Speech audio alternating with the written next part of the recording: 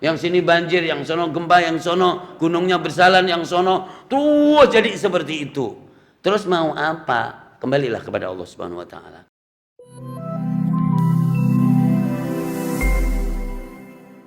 Pertama, hidup ini fenomenanya cuma ada dua dalam konteks enak dan tidak enak. Pasti ada enak dan ada tidak enak. Ada yang sesuai dengan keinginan kita dan ada yang tidak sesuai dengan keinginan kita. Ini jawaban tidak bisa dibantah jamaah dimulakan. Karena setiap orang mengalami enak dan mengalami juga tidak enak. Yang kedua, Bapak Ibu yang dimuliakan Allah Subhanahu wa taala, bahwa semua alam ini adalah makhluk Allah. Sebagaimana kita punya rasa, punya timing waktu, maka semuanya juga punya.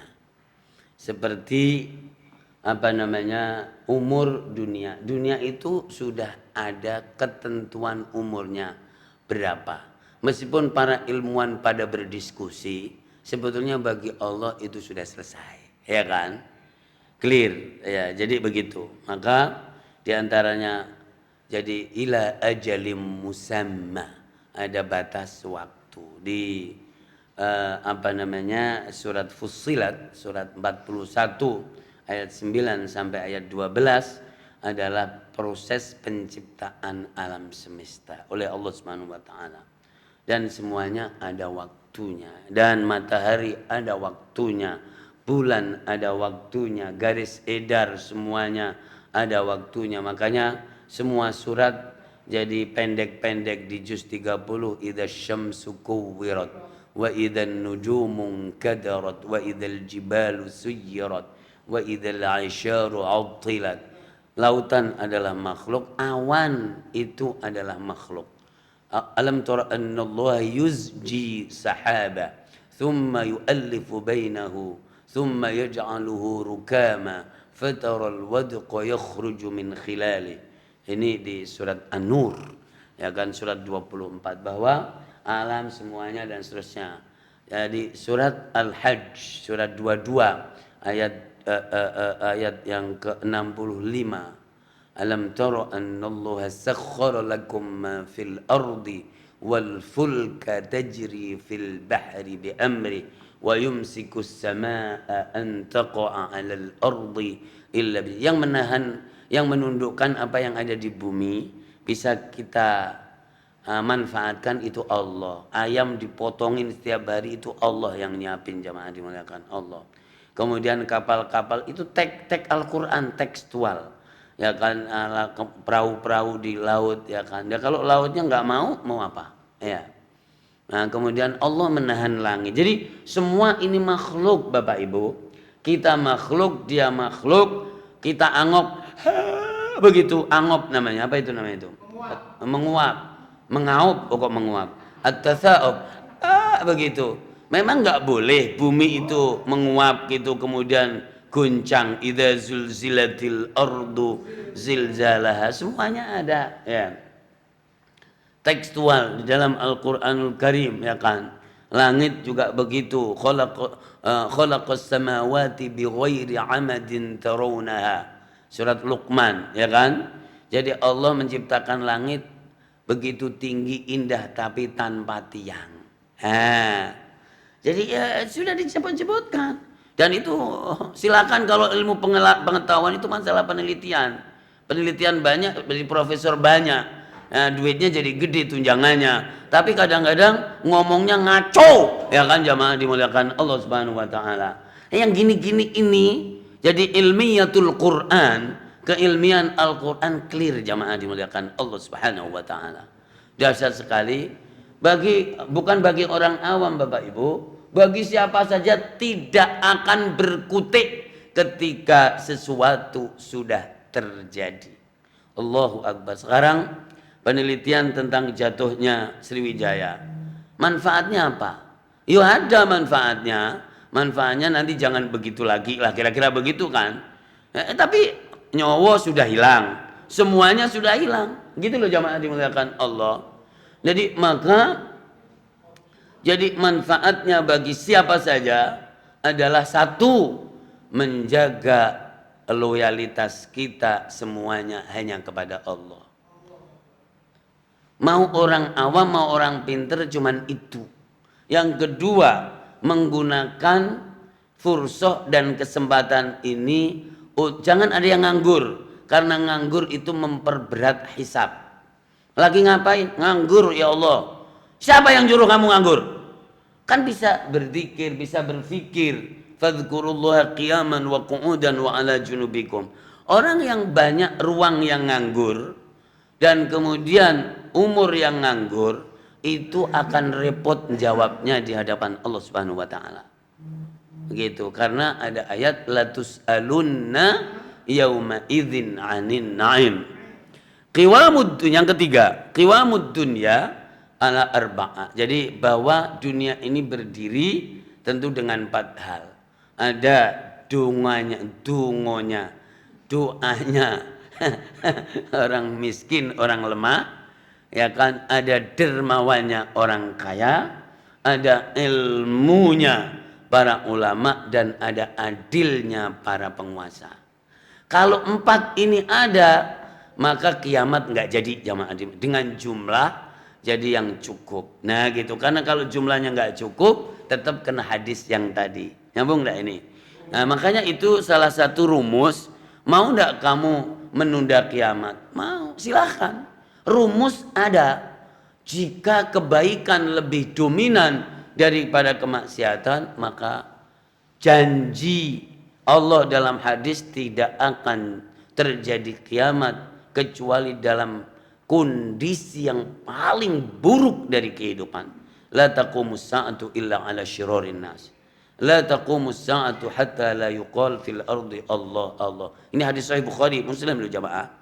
Jadi maka semuanya di dalam posisinya. Kalau orang miskin, orang lemah, orang melarat, satu, tetap konsisten sama Allah. Tapi kan tidak bisa berbuat banyak karena menjadi objek aturan. Orang bawah itu menjadi objek aturan. Orang atas menjadi subjek dan membuat aturan. Gitu loh jamaah. Nyambung nggak gini-gini ini? Nah, maka tidak bisa berbuat apa? 1, sabar. 2, mendoakan, tetap berbuat baik, dan meninggal dalam kondisi seperti itu. Enakan yang sana dong, nggak ada yang enakan, nggak ada. Tidak ada orang yang enak jamaah. Ini catat nih omongan saya ini. Tidak ada orang yang enak. Orang yang mempunyai kiprah banyak, hisabnya lebih berat jamaah dimuliakan Allah. Kalau kamu tidak punya kiprah kecuali kecil, malah enak jamaah dimuliakan Allah. Halo, nyambung enggak? Jadi jangan bilang enakan di dia, nggak enak di gue, nggak ada enakan. Itu cuma ukuran makan, ukuran kursi sebentar, nggak ada yang enak jamaah dimuliakan Allah. Karena setiap perbuatan itu harus dipertanggungjawabkan di hadapan Allah Subhanahu wa taala. Enaknya mana? Kalau ada orang berhasil untuk menutupi dan mengelabui pekerjaannya hari ini, sorry, tidak ada yang bisa mengelabui dan pasti akan dibongkar oleh Allah Subhanahu wa taala. Semuanya.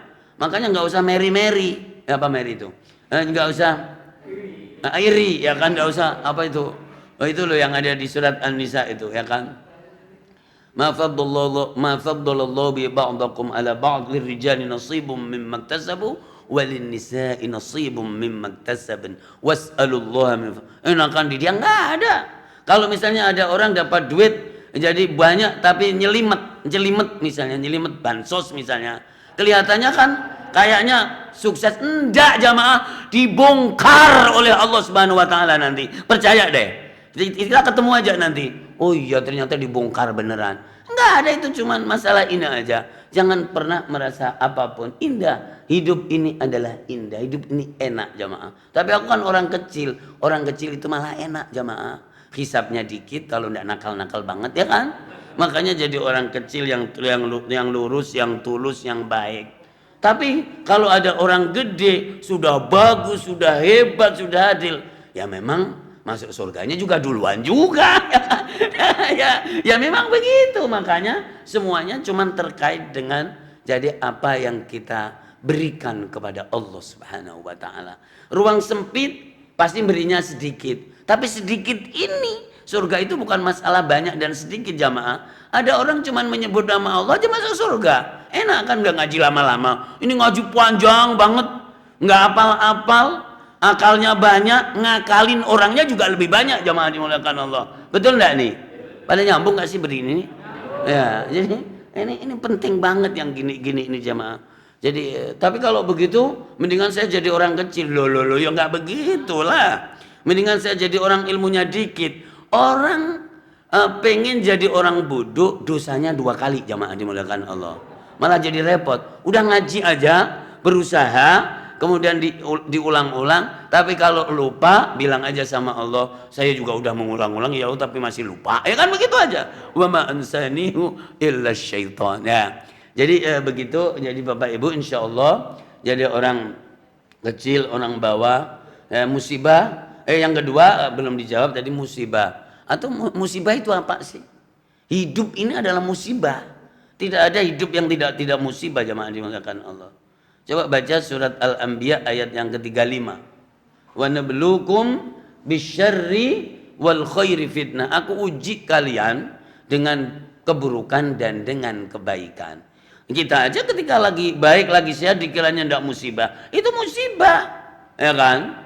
Jadi diuji kebaikan nanti apakah dia dalam kondisi ke Allah atau tidak, ya kan? Bahkan dikatakan liyabluwakum ayyukum ahsanu amala. Ya. Nah, khususnya tanda-tanda kiamat, jamaah dimuliakan Allah, tanda kiamat yang pertama adalah lahir dan diutusnya Rasulullah. Ya, dan itu sudah lama, ya kan? Makanya Rasulullah mengatakan bu'istu ana was-sa'atu kahataini. Jadi aku diutus oleh Allah dengan hari kiamat itu adalah sudah seperti ini.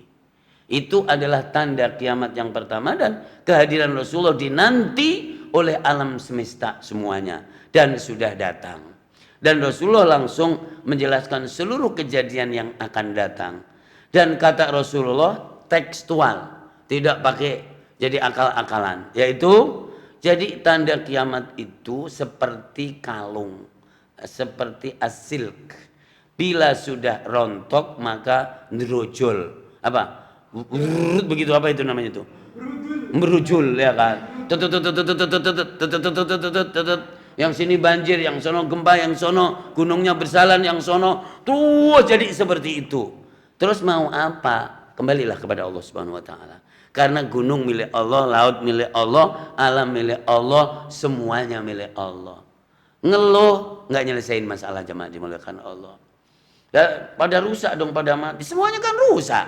Kullu syai'in halikun illa wajah.